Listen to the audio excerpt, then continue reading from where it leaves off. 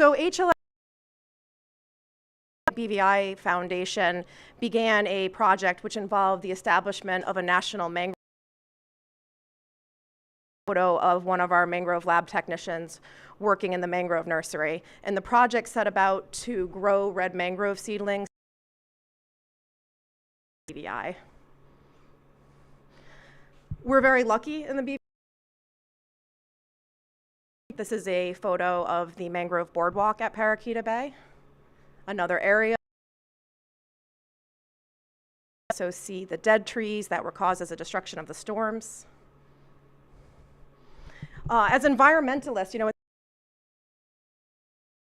this panel as part of the Literary Arts Festival, I wasn't quite sure what mangroves had to do with literary arts. And I realized that we are all storytellers here, and that a lot of times the work that we do in environment begins to help tell stories. So for example, this is a picture that monitors change that happened after it was a healthy mangrove system, the healthy mangrove being in green, and then the system became degraded. But the scary thing is you should actually had more destruction. And so yes, a lot of our systems generated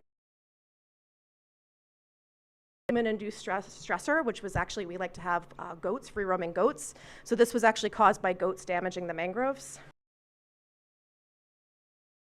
And with our heavy equipment can also a recovered section of the parakeet. Somebody came in to cut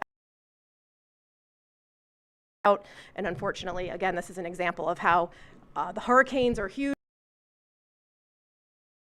and damage to our ecosystems.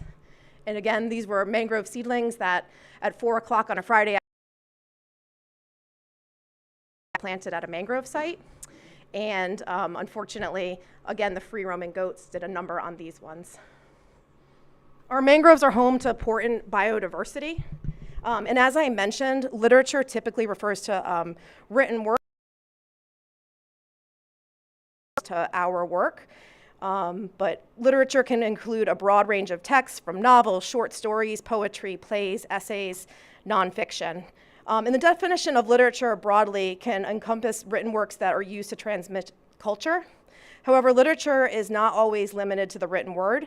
It can also include stories that are told in the oral tradition. As I mentioned, our data helps to tell these stories. And also visual literature, the photos that we take of this damage, that becomes part of our story and our narrative. And then, and also includes dramatic pieces that can be performed before an audience. So what I would like to actually do is, the way that we've shaped this panel discussion today, and it's going to be very informal, so we're happy to have an audience here to ask some questions, but I'm going to have each one of our speakers introduce themselves, and then each one will be showing a literary work, and then we'll have some guided questions that we'll be asking the speakers, and we hope that the audience also pipes in with some questions as well. So I'd like to start by introducing Angela. Angela, if you would just give an introduction and tell us a little bit about who you are. Hi, good afternoon to everyone and welcome to this panel. Thank you for taking the time to be here to talk all about mangroves and their connection to literature. I am Angela Burnett-Penn. I'm a Virgin Islander and a small islander more generally. I am an environmental officer with the Ministry of Environment, Natural Resources and Climate Change. I've always been passionate about the environment and have chosen it as my career. And I'm also the author of the Irma Diaries, which hopefully everybody's familiar with. It's a collection of survivor stories from Hurricane Irma, which Suzanne was just speaking about.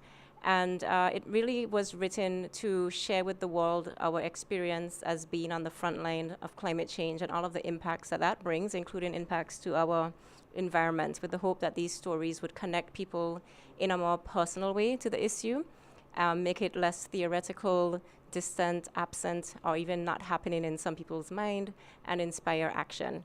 So I'm going to be sharing a very short excerpt from one of the stories in the Irma Diaries, which really shows how our environment is so essential, so critical to helping us fight the impacts of climate change. You won't really hear about mangroves, but I'll explain the connection as I finish the reading. So the story I've chosen to read from is titled Body Bag, and it's the story of Keith Lee Charles, who's a fisherman from Anegada. And I'm going to be skipping quite a bit around the story, so this is not as it's necessarily flowing in text, but I just want to pull out some key points for you. Anegadians were strongly warned to evacuate Tortola, and many of us did. Let me start over. Anegadians were strongly warned to evacuate to Tortola, and many of us did. Ironically, only to face more perilous circumstances there. To everyone's astonishment, no one on Anegada died, but some of us did come close. I am perhaps one of them. As a fisherman, I guess I'm naturally more in tune with the weather and recognize long before many the very serious threat that Irma posed. My navel string, however, is buried in Anegada. The evacuation warnings didn't budge me. The prediction of a 25-foot storm surge was the main factor prompting the strong advisory we were given to leave. The predictions were chilling. We were warned that Anegada would be basically washed over and people swept out to sea. When one considers that Anegada's highest point is only 28 feet, on the face of it, the cause for alarm was obvious. However, hidden just beneath her extended turquoise skin, Anegada has a secret defense weapon against such threats that wasn't factored. The ever-faithful horseshoe reef wraps its protective barrier arms around the north shore of Anegada, and I knew from experience that it would defend and protect us, even against such a predicted surge. I weighed the risk factors in Tortola, such as flooding and landslides, against those at home and decided to stay in my familiar Anegada, where I had ridden out every hurricane I had ever experienced before. So he had quite an experience, which you'll read all about on your own time. But I'll jump to the end of near to the end of the story, which looks at the day after the storm. The next day, in the company of other Irma survivors, all experiencing that shared post-Irma shock, I drove around the island to comprehend the scale of impact. We met a new Anegada. So many iconic, familiar landmarks, in particular, some hotels and restaurants that dotted the coast were battered and bruised or simply bulldozed. Anegada is known for its historic conch shell mounds on the northeast coast. It's fascinating. Like a child finger-drawing absent-mindedly in the sand, you can literally see where the tornado carved its way through the mounds.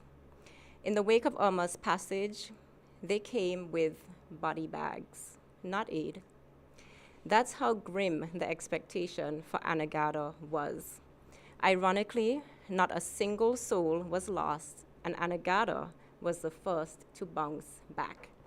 And that, my friends, is to the credit of the coral reefs that surround Anegada. And I share this story because, like I said, it shows us the power of nature in protecting us. And we often perhaps first think of coral reefs when we think about natural systems that defend our coastlines, but mangroves are equally as important. I like to describe mangroves as the emerald necklace that lines our coastlines.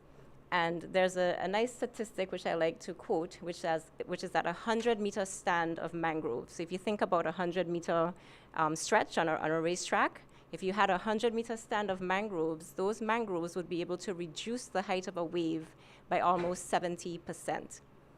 Think about that. And those mangroves are free, they're self-maintaining, right? We don't have to do anything but not chop them down, yes, and experience their benefit. We actually had a mangrove model built and on display right here at the college back in June as a part of the OECS's environment ministers meeting display. And it was fascinating to come and watch people try their hardest to be a hurricane and make big waves and try to get them through the mangroves and wash things down on the other side, and nobody succeeded. So I'll end there with my introduction of mangroves and their importance. I look forward to sharing more.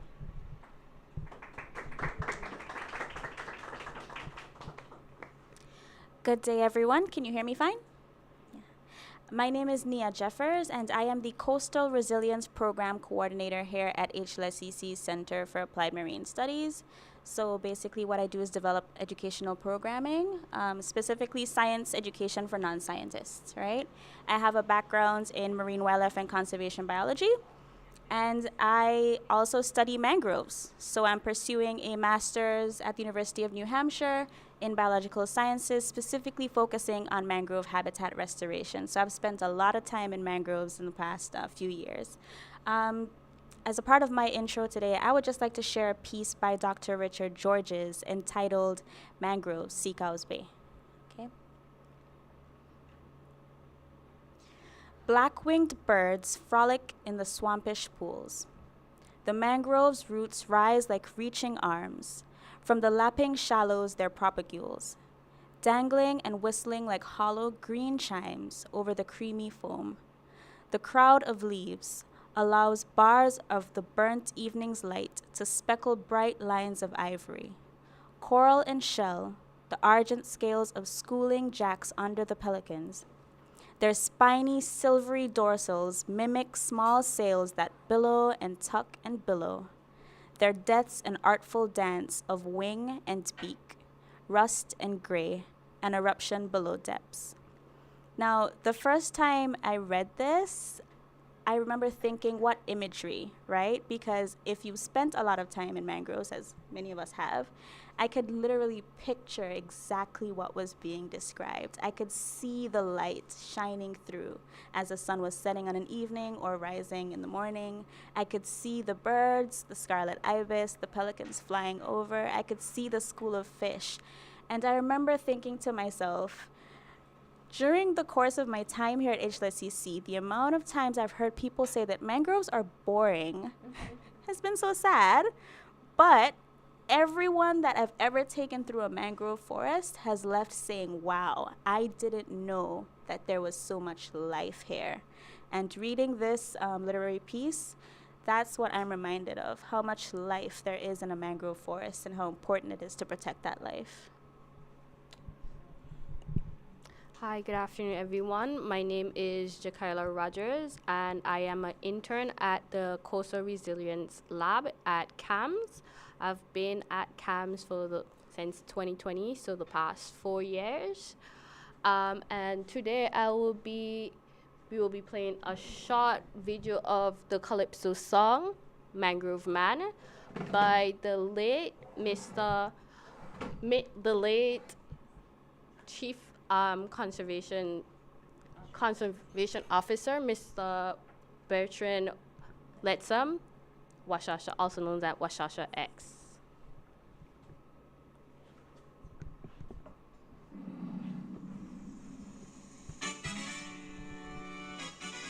Greetings, residents and visitors of these Virgin Islands. I am Ras Mangrove, king of the coastal forest. Today,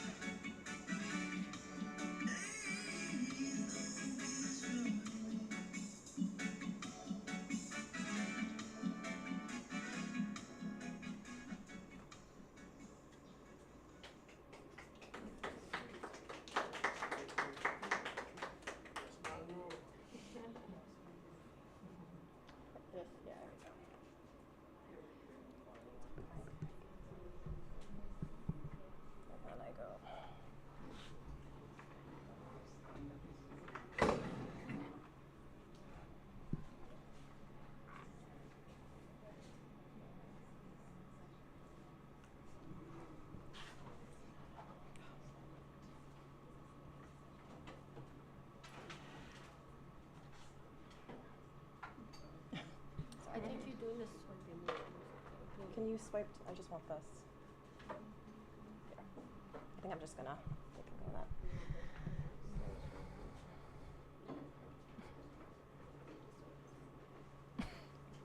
There we go. Okay.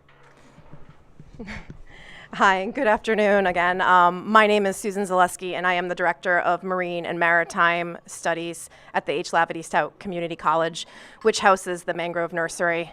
I actually began with mangrove conservation in about 2016 as the director of the Joseph Van Dyke Preservation Society. We had a project going on with the Department of Disaster Management that looked at sustainable mangrove management. And one of the questions that we posed in 2016 is, what happens if there's ever a major hurricane and we have massive destruction to our mangroves? And lo and behold, about a year and a half later, it actually occurred. And so we developed a system of mangroves, which led to the development of the National Nursery at HLSCC.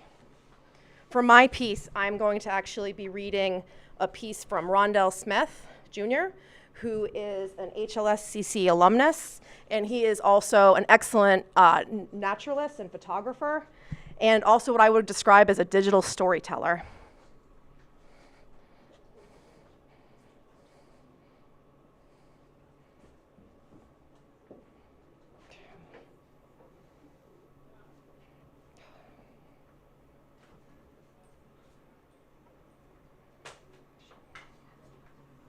By mid-July, the first chicks of the season had finally hatched, and with that, I set out to film interactions between the chicks and the parents.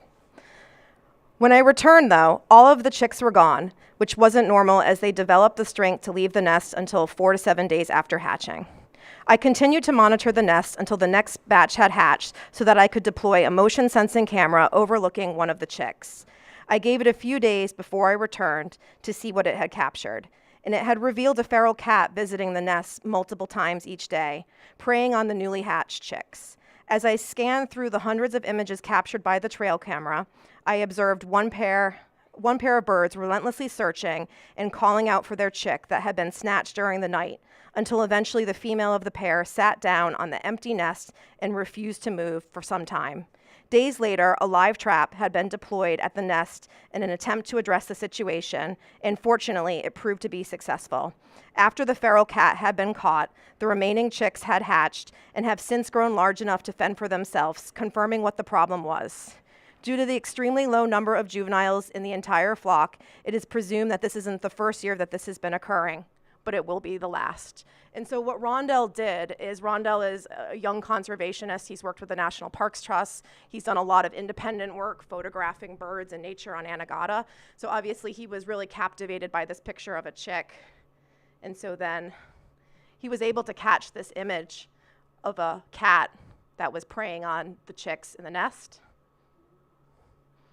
And then this, and he really, I think his storytelling really brings life to this story, not only through his images, but his words. You know, I don't think we, sometimes we humanize animals, but obviously it looks like this animal is very, very sad that it lost its offspring. Continues to look. And then the end was the capture of a feral cat.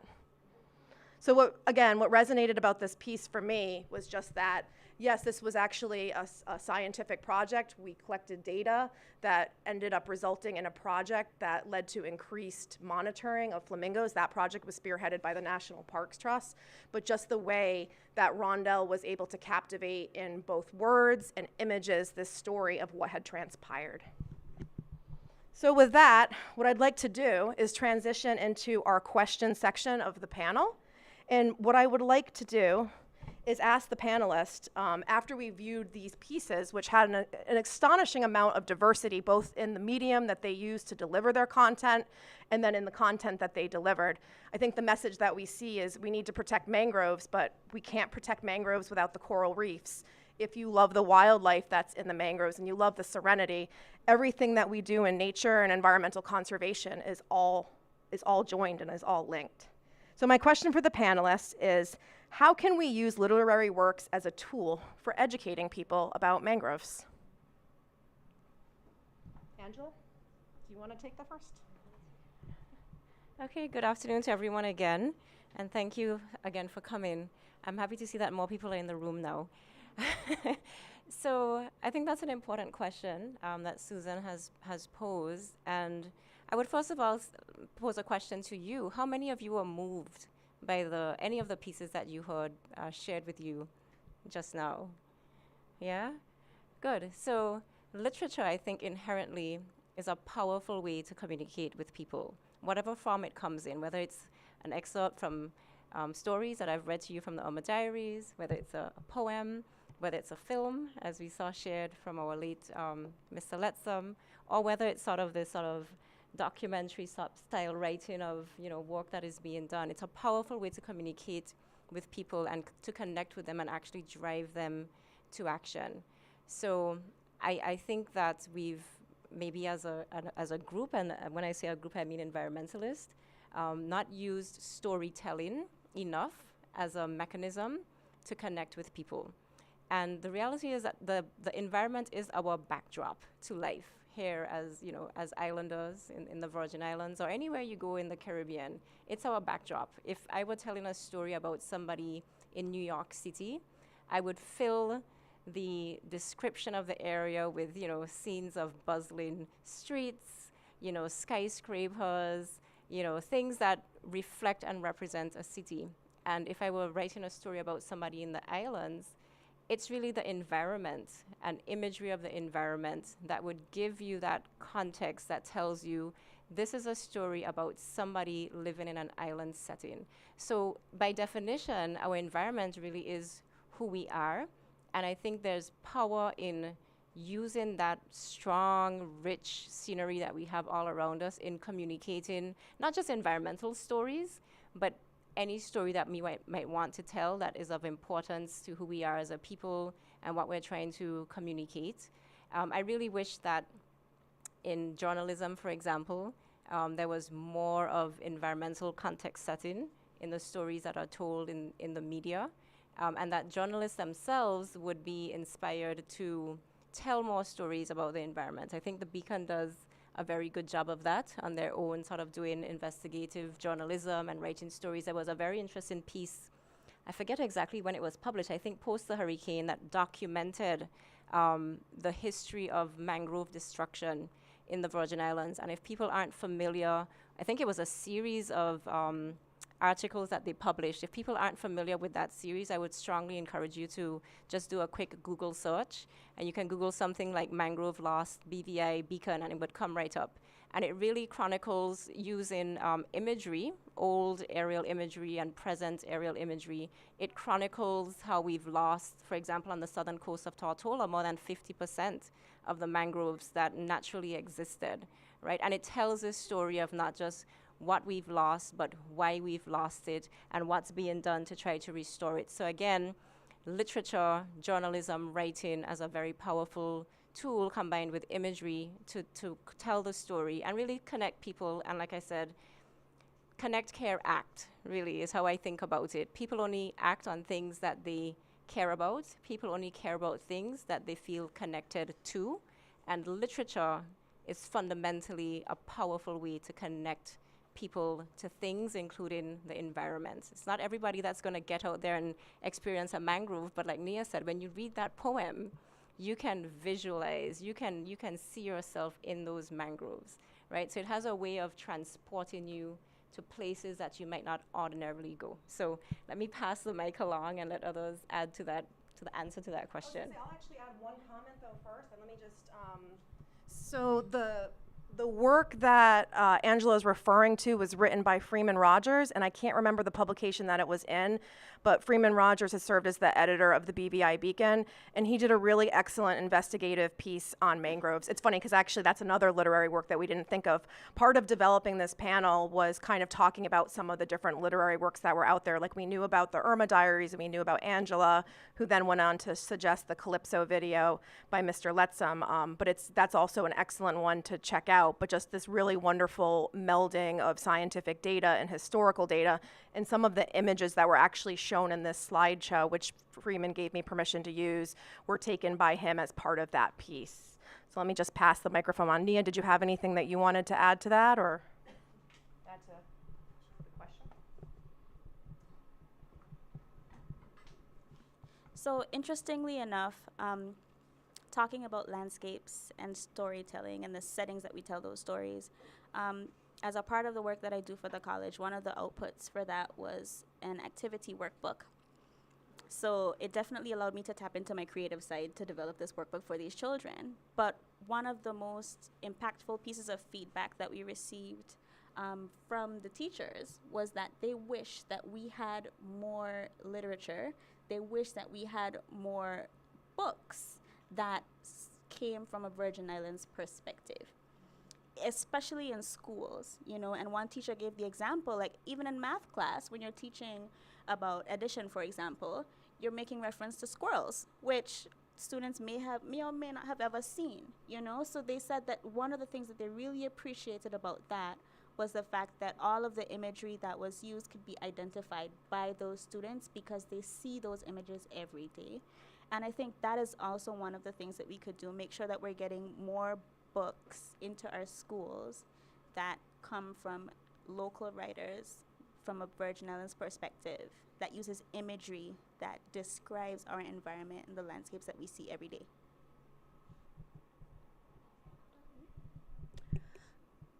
Can you repeat the question again? So the question was, how can the use of literary works as a tool be used as a tool for educating people? Well, I think it can be used as a tool because it can spark the initial interest. So growing up, I was never a really big reader, still not. I know a lot of people can relate to that. However, growing up in school, we always used to get these pamphlets where you could order toys and stuff from. So as a child, my parents would say, you're not going to get toys automatically. You have to get something. So growing up, I used to get little collections of books, and these books wouldn't be like long chapter books, but it would be short books that would be like, for example, you might have a book on caves, you might have a book on coral reefs, you might have a book on rocks. And at a very young age, despite not liking to read, those books did spark my interest in the environment. And then as I grew older, reading those type of books make you think, okay, what if, what would happen? And it's allowed for kids to start asking questions from a young age. No, that's actually great. And I was going to say, is this can be an informal comment. Like, part of it is we wanted to start with the literary works to spark discussion, but certainly if people have comments or questions, don't be shy. We'll pass the mic. Do I need the mic? If you need the mic, or if you want to. Yeah. Good afternoon, everyone. I just wanted to share something, and I'm not sure, or I'm pretty sure a historical manual would actually fit into a literary work as well. Just last evening, the British Virgin Islands Tourist Board and Film Commission, they launched a historical manual that's based on Tortola, and it's for use primarily for use for training of the transportation sector, to teach them about historical sites, etc., around the territory. So, you know, the usual, the buildings, the museums, except the cemeteries, etc. But there's actually nowhere in there that actually mentions anything environmental. And the mangroves might be a nice place to place a nice piece about the environment and the mangroves, maybe in a subsequent edition of the series, maybe for one of the sister islands, for instance. So you might want to consider reaching out. Just a thought. Thank you. That's a great point. And one of the things that's nice about this is the panelists and the people in the audience are making this job easy. You're actually touching on a lot of the themes that we had discussed and talked about bringing up. And one of them was, mangroves are certainly part of our natural history. And so there are lots of heritage and historical stories that are tied to mangroves. And I'm going to put Nia on the spot. So Nia and Jakaila, they both work for the Mangrove Nursery. And I would say over the last year, we've done about 1,000 tours, mainly of school children. We had a project going on. But in a sense, Nia and Jakaila, as tour guides of the boardwalk, are actually storytellers themselves. And there's definitely a strong heritage and tradition of oral history and oral storytelling in the Caribbean. But so I'm going to turn this question and put Nia on the spot and ask her to describe a little bit about the links between heritage and mangroves. So Mangroves play a large part in cultures across the globe, so not just in the Virgin Islands. But during our tours, we like to make sure that we give Virgin Islands specific examples. So one of the things that we have over at the Center for Applied Marine Studies is the museum that showcases the sloops. So every time we have students come through, I'm always like, do you know what this vessel is? And I will say proudly, many of them can say that's a Virgin Islands sloop, so we must be doing something right in the education system.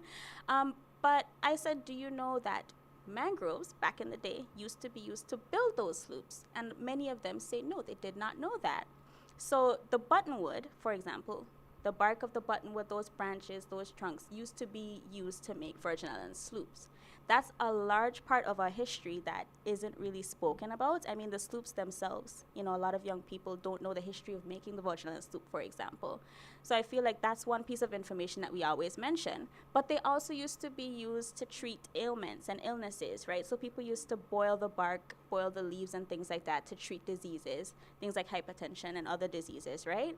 And those practices are still used in certain parts of the world today. And again, that is a part of our history that we have lost. It's no longer really practiced, but it's also no longer really talked about. So oftentimes when these students come on these tours, and even the adults, it's the first time that they would have learned that part of our history and culture. And that's just a few decades, and in one generation, we're losing that information. So that's one of my favorite parts about working in the nurseries, being able to share that information and to have those young persons be interested in learning more about the history of the Virgin Islands. Thank you. And as soon as I asked that question, I could see that Mrs. Erman Penn was hiding in the background, and I felt that we have an expert in our midst on Virgin Islands history and heritage, and then I saw her hand go up, so I was quite happy for that. I'm not sure if I need this. Okay. Thank you. Your Excellency, it's good to see that you're interested in this subject matter. Welcome. What you've been saying as three young persons, and haven't delved a bit into the history of the Virgin Islands since 1666. It really grieves my gall that, in fact, the work that we did for the Millennium Project has not, in fact, been published as widely as it should have been. We only had the money to print 15 copies of each subject matter that we looked at, as from 1666 through to 1999. But we covered every aspect of life in the Virgin Islands, and it included so much the environment. I want to encourage you, at present, we do have a few of the books at Old Government House Museum, which His Excellency chairs, and our geography is there. One of the things that shocks me is that we don't know our geography.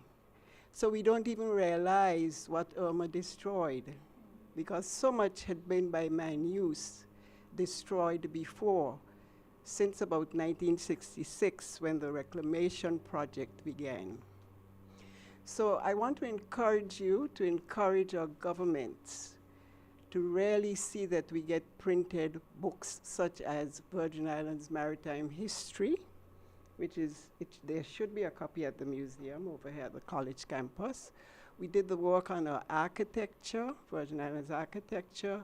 We did the work on our craft technology. I noticed you mentioned the shipwrighting works. I mean, we used to build boats by cutting the branches of the white cedar, and those boats were sound enough to sail and trade as far north as Bermuda, as far south as Trinidad, as far east as Barbados, and as far west as Cuba. We were really able to be very independent in a socioeconomic subsistence economy. The Virgin Islands had no poverty. By the year 1900, we'd been able to acquire enough monetary acquirement to be able to buy the land on which we'd been enslaved. So the Virgin Islands had a fantastic history, and we've always had a very good supportive foundation in being part of the British Commonwealth. And I think it's important that our young people understand how we integrate all of this kind of data.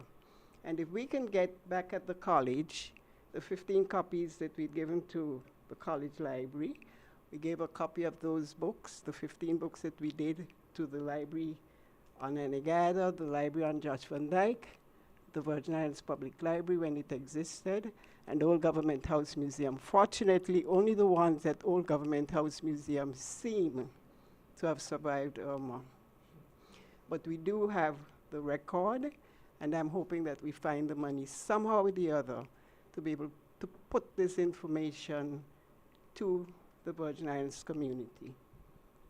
And I want to encourage you as young people to understand how significant is the environment. We have nothing else, particularly since the 1960 decade when Great Britain ordered that you go into tourism.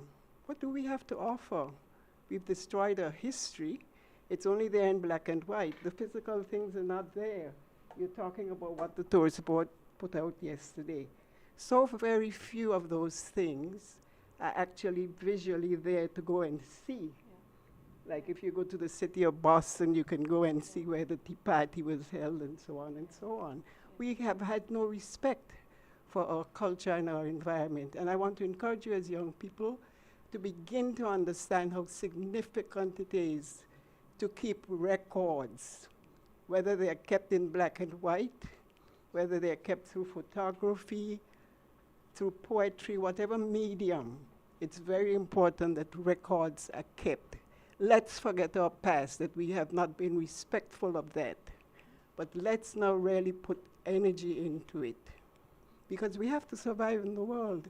And I think we have to dismiss from ourselves that we have to look to the northern part of the world, the rich part of the world, to be supportive of us. We're responsible for ourselves on the face of the earth.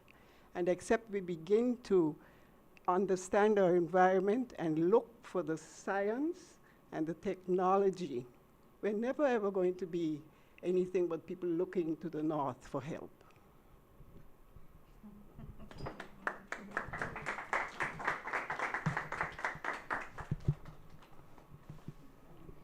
Thank you very much for those comments, Mrs. Penn. And also I'd like to say that I think when you look at the historical development of the Virgin Islands, it is very much a tale of the natural environment. The post-emancipation period, people used the Tortola sloops to trade, to fish. Houses were built out of wattle and daub, which was essentially local trees and a mixture taken from broken up pieces of coral. So a lot of times the historical artifacts that remain are from the colonial period, but we need to narrate the period that happened after, because that's really the period that led us to where we are today. So thank you for those comments. I appreciate that.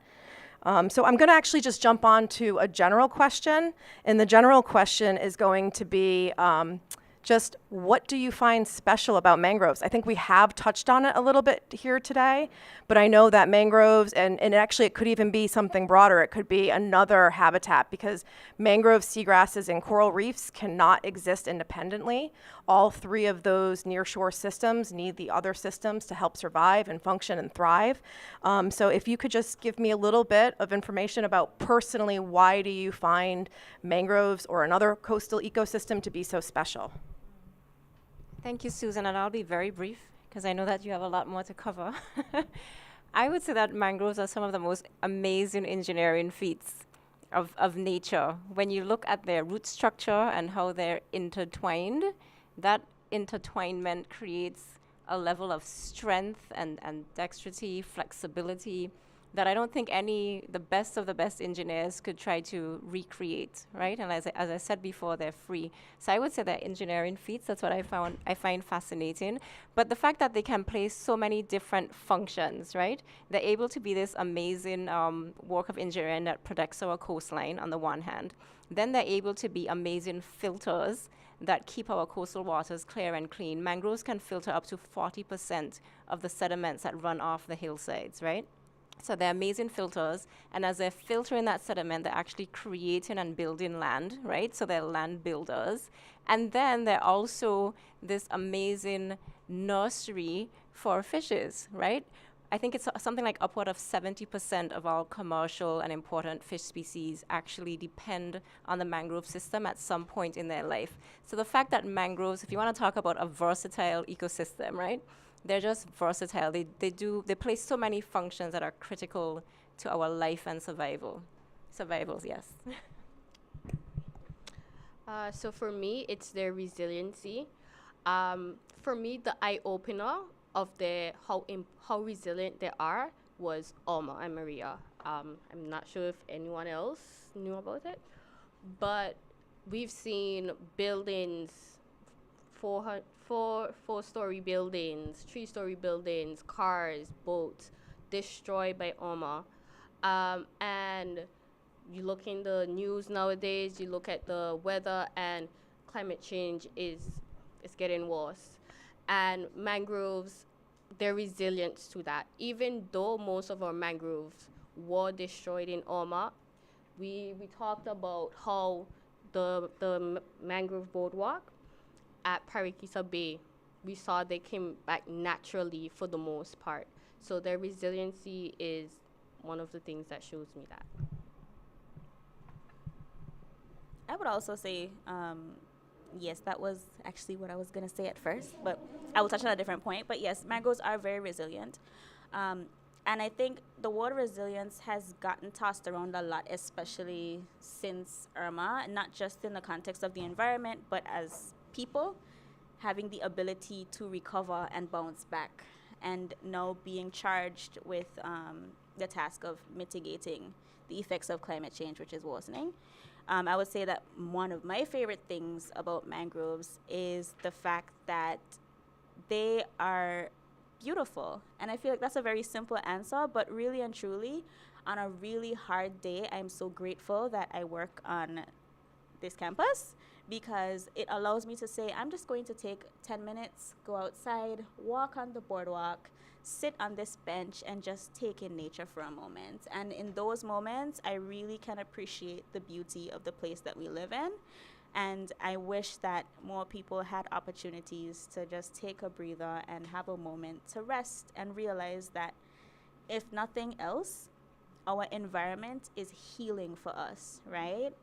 It's has the capability to feed us. It definitely has the capability to clothe us.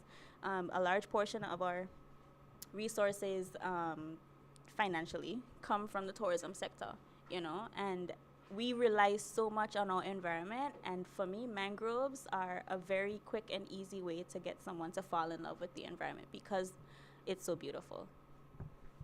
I just want to add to what was said. That if you speak to the older Virgin Islander who lived through World War II, what the wood mangrove in particular was used as a detergent, and it was also very much used as the ability to help us clean surfaces. And older people are very angry at what has happened at Beef Island, because what road up there has been totally destroyed. They're very angry about that, because they see that plank as a source of many detergent. Very interesting. I also think Nia touched on a really important part, which is also just being in the natural environment and experiencing it. And she and I have had a lot of conversations, and one of the things that we talk about is just that the value of, we know that old adage that you protect what you love.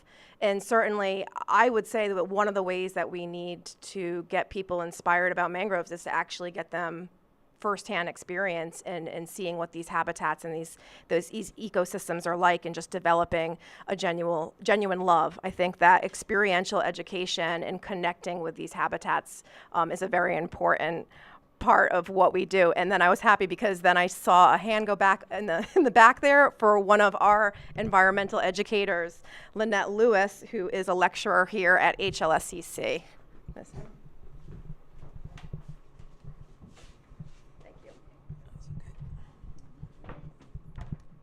Thank you. I just wanted to reflect as I was sitting down listening to what was important or what's inspiring about mangroves for the panel. And in the vein of the fact that this is a literary conference that we're at. I just wanted to reflect on the fact that we could consider mangroves as mothers, the types of resources that they provide for us. Mangroves provide, mothers nurse their young. Mangroves are nurseries for the food that we eat. They provide food for their children. Mangroves do that for us. Mothers are strong. Mangroves provide strength and protection for the land. So when we really think about mangroves, we can parallel it to the strength and the importance of a mother rearing, protecting, nurturing their children. So I just wanted to share that.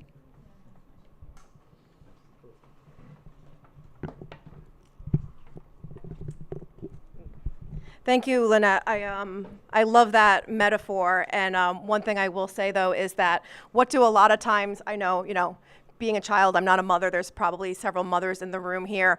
What do children often do with their mothers? What do? They take advantage, right? Or they take them for granted, let's say, where they don't always appreciate those services. So those are services that just happen around us and we often take for granted. So maybe go home and hug your mom and hug a mangrove is the outcome of that.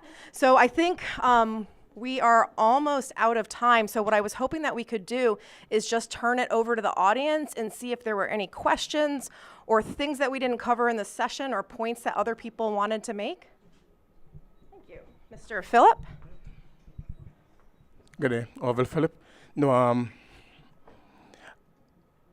I've been dealing with mangroves for quite a while, from back in the 90s, early 90s. But I've seen a considerable decline in the amount of mangroves that we have today. And I don't think that we take mangroves, the environment, seriously at all. I don't think so.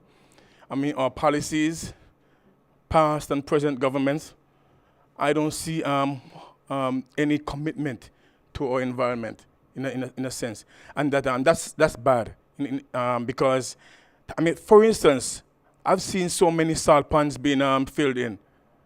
They are very important environments, not only for bird life but mangroves as well, you know.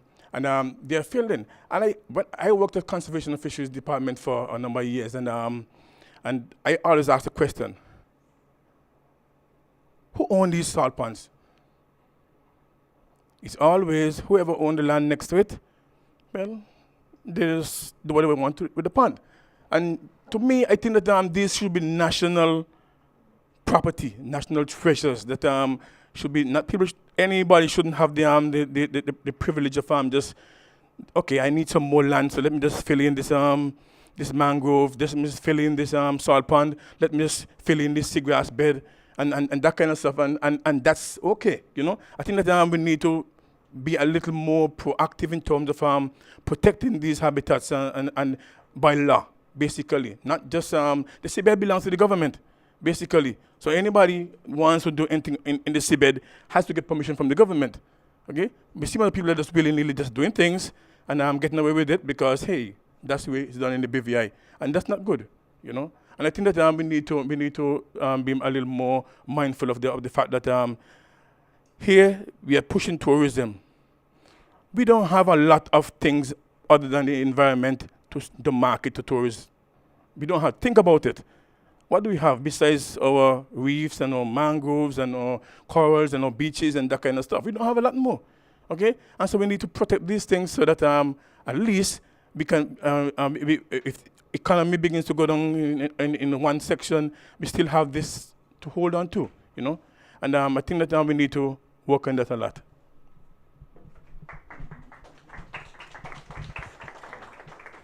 Thank you so much. And Mr. Phillip is a lecturer here at H. Lavity Stout Community College, and also, as he mentioned, has many years of experience in the Conservation and Fisheries Department. And I'm grateful that we have him here as an educator to help send those messages along to the next generation. And I think probably that is the note and the theme that we'll end this on, is that we're really grateful to have a lot of young people in the room. We have some excellent emerging young conservation professionals who've joined the panel today. And I think we're at the point where we need to turn mangrove conservation and the environment over to the next generation. So I hope we leave you a bit inspired to help protect what it is that we have. And if any of you are interested in learning more about the work that we do at the Marine Center with the Mangrove Nursery, we have lots of things going on. Some of it is hard work, and some of it's actually just a lot of fun. So I encourage you to all come see us. So thank you so much, everyone, for joining us today.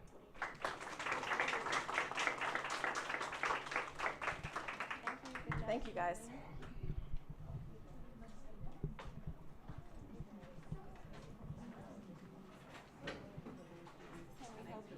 I don't. I think they're setting up for another. Thank you. That was great. Thank you. Yeah. How are you?